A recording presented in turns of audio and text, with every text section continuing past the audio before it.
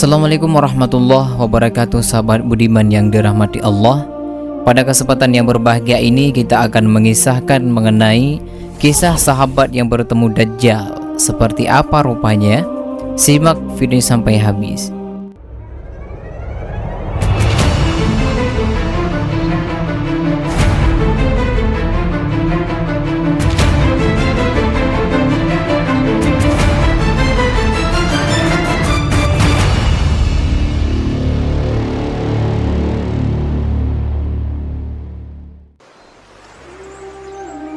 Teman-temanku seiman yang dirahmati Allah, fitnah paling mengerikan di akhir zaman adalah munculnya sosok Dajjal.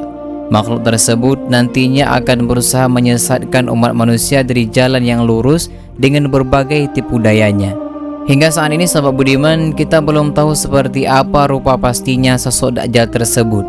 Namun dalam sebuah riwayat, salah satu sahabat Rasulullah SAW ternyata pernah bertemu dengan Dajjal. Bagaimanakah kisah sahabat yang bertemu dengan Dajjal ini? Kisah sahabat yang bertemu dengan Dajjal berawal ketika Tamim Ad-Dari dan rombongan tiba di daratan setelah 30 hari terombang-ambing di tengah samudera. Ombak besar yang bergulung-gulung dengan langit yang suram telah terlewati. Semula sahabat budiman, Tamim bersama 30 orang dari kabilah Lakham dan Judam mengira mereka tak akan selamat dan tak akan pernah bertemu dengan Rasulullah SAW. Harapan para pemeluk Nasrani itu untuk bersyahadah di hadapan beliau seakan pudar ditelan badai. Di mana hari telah mulai gelap, perlahan-lahan sahabat budiman, kapal mereka mendarat. Tamim dan seluruh penumpang kapal turun untuk beristirahat. Tiba-tiba mereka dikejutkan oleh hadirnya seekor binatang aneh yang menakutkan. Binatang itu penuh dengan bulu yang sangat lebat hingga tak terlihat jelas bagian muka ataupun ekornya. "Binatang apakah kau ini?" tanya Tamim dengan gemetar. "Aku adalah Jasasah," desis binatang ini. Tamim dan kawan-kawannya bertambah takut lantaran binatang itu ternyata dapat berbicara. "Pergilah ke kuil itu." Binatang itu menunjuk sebuah tempat. "Temuilah laki-laki yang berada di sana. Ia ingin sekali mendengar kabar dari kalian." Dengan menahan takut sahabat budiman, Tamim dan rombongannya memasuki kuil. Nyali mereka semakin ciut manakala di dalam kuil mereka menyaksikan sosok yang tak kalah mengerikan. Seorang laki-laki berbadan sangat besar dengan rambut terurai, acak-acakan, terbelenggu tangan, kaki, dan lehernya. Belenggu itu membentang antara langit dan bumi hingga Tamim dan rombongannya terbengong-bengong keheranan. "Makhluk apakah engkau ini?" tanya Tamim. Sesungguhnya batinnya mulai mengenal laki-laki di depannya ada huruf kaf, fa, dan ra. Di dahinya mengingatkan Tamim pada sosok yang kedatangannya teramat dibenci, yaitu Dajjal. "Bukankah kau telah tahu siapa aku?" jawab makhluk itu seolah mampu membaca pikiran Tamim. "Kabarkan padaku, apakah kurma-kurma di Baisan masih berbuah?" "Iya, masih," jawab Tamim. "Sebentar lagi kurma-kurma itu tidak akan berbuah," sahut makhluk itu. Lalu dia juga bertanya, "Apakah Danau Tabariyah masih menyimpan air?" "Iya, masih," jawab Tamim. "Sebentar lagi danau itu akan kering," jawab daripada makhluk tersebut. "Apakah mata air Zulkhar masih mengalirkan air?" "Masih," jawab Tamim. "Sebentar lagi mata air itu akan mengering. Katakan padaku, apa yang dilakukan oleh Nabi yang ummi? Beliau berasal dari Makkah dan tinggal di Madinah. Sungguh mereka yang mengikutinya sangat beruntung. Ketahuilah, aku adalah Ad-Dajjal. Tak lama lagi aku akan keluar dan berjalan di muka bumi. Aku datangi seluruh negeri kecuali Makkah dan Madinah. Dua kota itu tidak dapat aku masuki karena malaikat-malaikat menghunuskan pedang setiap aku mencoba masuk. Mereka berjaga di setiap celah-celah kota itu." Usai percakapan itu sahabat budiman, Al-Jasasah dan Ad-Dajjal membiarkan Tamim dan rombongannya melanjutkan perjalanan menuju Madinah.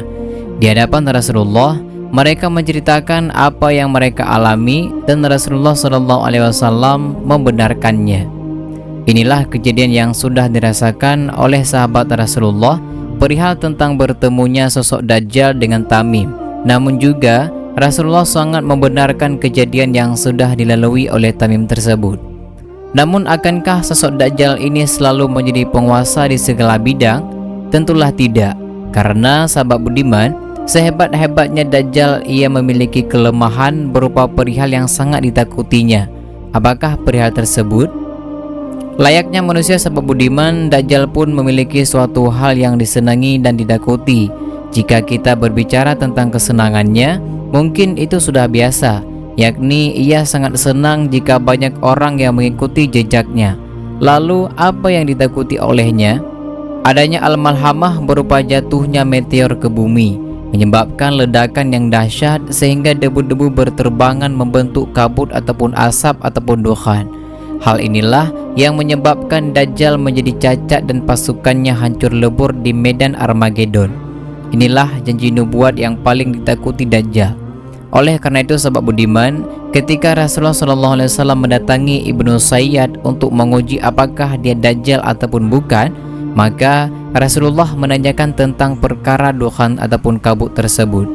Dari Imam Ahmad dalam musnadnya meriwayatkan bahwa Abu Dzar radhiyallahu an berkata, kemudian Rasulullah bertanya kepadanya, yaitu Ibnu Sayyad, sesungguhnya saya menyembunyikan sesuatu kepadamu. Dia, Ibnu Sayyad berkata, engkau menyembunyikan bagian depan hidung dan mulut kambing serta ad-dukhan ataupun asap kepadaku.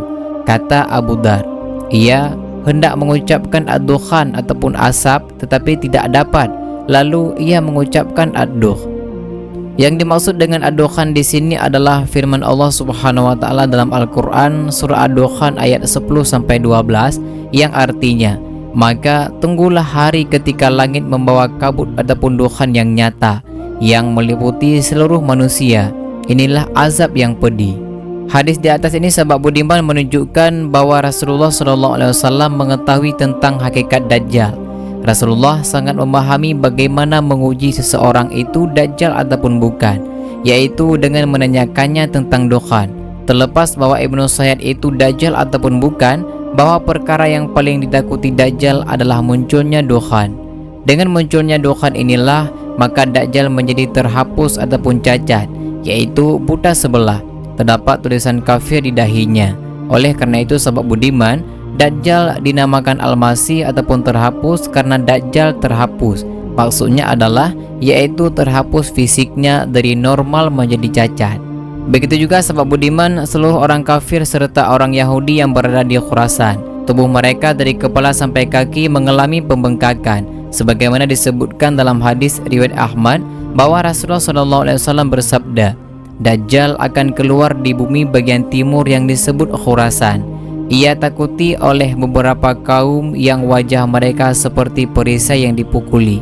Pula juga sahabat budiman, dalam hadis tersebut disebutkan bahwa Dajjal akan muncul dari Khurasan dengan diikuti oleh beberapa kaum yang wajahnya seperti perisai yang dipukuli. Maksud dari kalimat wajahnya seperti perisai yang dipukuli adalah menggambarkan bahwa wajah mereka bengkak-bengkak akibat al-malhamah dan dukhan. Bekas bengkak-bengkak di seluruh tubuhnya itulah yang ketika sembuh menyebabkan wajah mereka bengap seperti habis dipukuli berupa benjol-benjolan. Kemunculan Dajjal dalam keadaan cacat yang disebabkan dukhan dari al-malhamah tersebut sesuai dengan hadis riwayat Muslim dan Ahmad dari Ibnu Umar bahwa Rasulullah SAW bersabda, sesungguhnya Dajjal akan keluar karena suatu kemarahan. Artinya Dajjal akan keluar karena adanya kemarahan. Yang dimaksud kemarahan di sini adalah al-malhamah ataupun huru-hara besar sebelum kiamat ataupun kemarahan besar. Nah, sahabat budiman yang dirahmati Allah, dan demikianlah sedikit penjelasan mengenai kisah sahabat yang bertemu dengan Dajjal. Semoga dari penjelasan ini dapat bermanfaat bagi kita semua. Amin ya rabbal alamin. Wassalamualaikum warahmatullahi wabarakatuh.